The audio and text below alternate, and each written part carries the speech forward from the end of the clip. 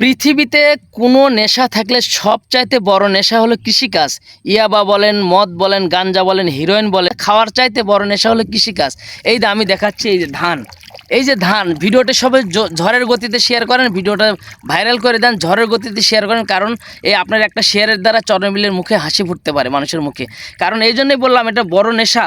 তারা যতই ক্ষতিগ্রস্ত হোক, এবার চরণবিলে হাজার হাজার হেক্টর জমির ধান পানির নিচে পড়ে আছে। দেখেন, এই যে আপনাদের কাছ থেকে দেখাই, ধান কিন্তু কালার ঠিক আছে, কিন্তু ধানের মধ্যে গ্যাস হয়ে গেছে, গাছ, তাকে আমরা বিছন বলি। এই জন্য ধান 10 পয়সারও কামে আসে নাই, ক্ষতিগ্রস্ত হয়, তারা কিন্তু সহযোগিতা পায় না। এই জন্য বলতেছে এটা একটা বড় নেশা। সহযোগিতা না পেলেও তারা আবার জমি বেচে হলো পরবর্তীতে কৃষিকাজ করে।